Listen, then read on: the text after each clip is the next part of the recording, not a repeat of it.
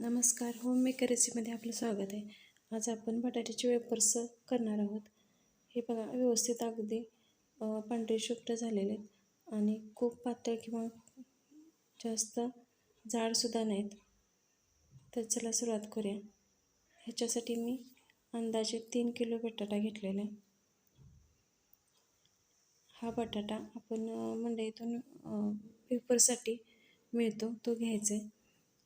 वेफरसाठी आपल्याला वेगळ्या प्रकारचा बटाटा मिळतो, कारण ह्याच्यात थोडेसे स्टार्च कमी असतात आणि ह्याच्यामुळे आपले वेफर्स लाल पडत नाहीत. हा बटाटा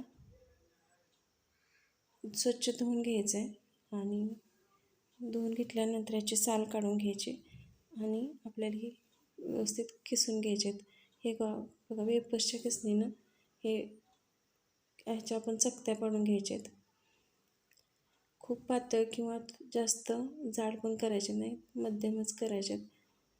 खूप पातळ केल्यानंतर वेफर्स लगेच तेलात टाकल्यानंतर करपतात, त्याच्यामुळे थोडेसे जाडच ठेवायचे.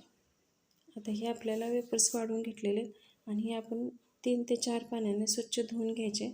ह्याच्यातील पूर्ण स्टार्च आपल्याला धुवून काढून घ्यायचे आणि जे आपल्याला जर वेफर्स जास्त असतील तर थोड्या प्रमाणात घेऊन आपल्याला स्वच्छ धुवून घ्यायचे आहेत आणि हे एकत्र असे व्यवस्थित हलवून घ्यायचे आहेत.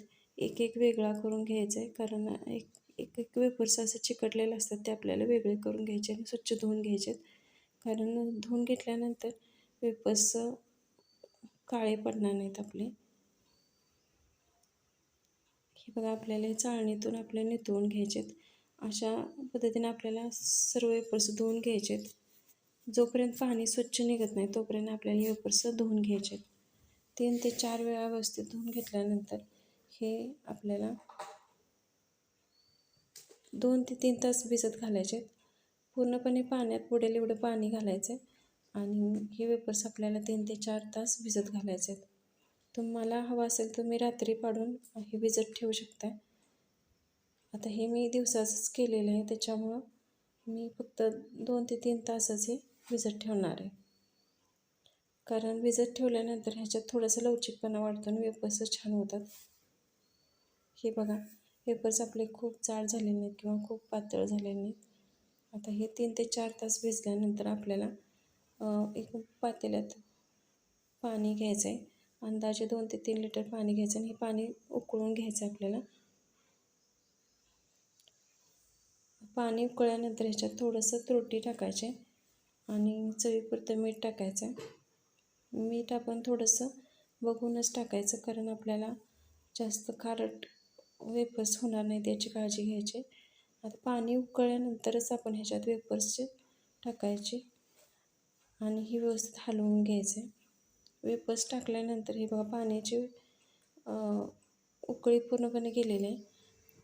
हे वेफर्स व्यवस्थित हलवून घ्यायचे आपल्याला टाकल्यानंतर, कारण मीठ सर्वत्र पसरलं पाहिजे आणि वेफर्स आपले व्यवस्थित शिजले पाहिजेत. त्याच्यासाठी आपल्याला वेफर्स हलवून घ्यायचे आणि ह्याच्यावर झाकण ठेवायचं आहे. 1-2-3 मिनिटांनी आपल्याला हे वेफर्स व्यवस्थित हलवून घ्यायचे आहेत आणि शिजलेत का बघायचे आहेत आपल्याला, कारण ह्या वेफर्स पटकन शिजतात. पातळ असल्यामुळे ह्याला एका उकळीतच आपल्याला वाफ दिली की हे पटकन शिजतात. 5 मिनिटांना मी बघितल्याने हे थोडेसे अजून कच्चे आहेत आणि ह्याच्यात थोडंसं मीठ आपण टेस्ट करून बघायचं आहे. जर मीठ कमी असेल तर टाकायचं आहे. थोडंसं माझ्यात मीठ कमी आहे, त्याच्यामुळे मी अंदाजे 2-2.5 चमचे मीठ टाकलेलं आहे आणि हे आपल्याला व्यवस्थित झाकून ठेवायचं आणि थोडीशी वाफ येऊन द्यायची. आपल्याला वेफर्स जास्त शिजवायचे नाहीत, कारण जर वेफर्स जास्त शिजवले तर आपल्याला घालताना हे मोडू शकतात, व्यवस्थित घालता येणार नाहीत. त्याच्यामुळं आपल्याला हे थोडंसं कच्चा असेलच त्यावेळेलाच आपल्याला हे काढून घ्यायचे आहेत. 5 ते 10 मिनिटांनी वेफर्स लगेच शिजतात. पाण्याला उकळीसुद्धा येत आहे. हे बघा आता दुसऱ्यांदा मी टेस्ट केलं तर आपले वेफर्स शिजलेले आहेत आणि आपल्याला हे वेफर्स आता काढून घ्यायचे आहेत. एका मोदक पात्रात हे वेफर्स काढून घ्यायचे आहेत. मोदक पात्रात आपल्याला वेफर्स काढून घ्यायचे आहेत, कारण ह्याच्यातलं पाणी पूर्ण गळून जाते आणि वाफसुद्धा आपल्याला हे निघून जाते आणि वेफर्स जरी आपण काढले तरी ह्याच्यात थोडंसं गरम असल्यामुळं वाफेमुळेच वेपर्स थोडंसं शिजतात. खालचे वेपर्स एकदम मऊ होतात, त्याच्यामुळं आपल्याला मोदक होतात काढल्यामुळं हे वेपर्स जास्त शिजणार नाहीत. आता ही वेपर्स मी खाली आपल्या गॅलरीत किंवा घरातच फॅनखाली घातलेले आहेत. कारण जरी फॅनखाली घातले तरी वेपर्स आपले जास्त काळे पडणार नाहीत आणि व्यवस्थित होतील. फॅनखाली सुकवल्यानंतर सुद्धा वेपर्स आपले चांगले होतात. हे मी घरातच फॅनखाली सुकवले. आता हे वाळल्यानंतर बघा वेपर्स,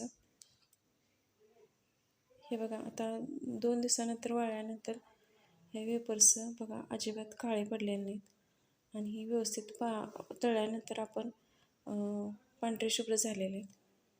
तुम्हाला ही रेसिपी कशी वाटली मला कमेंट करून नक्की सांगा आणि माझ्या होममेकर रेसिपीला लाईक करा, शेअर करा आणि सबस्क्राईब करा. पुन्हा भेटू, तोपर्यंत नमस्कार.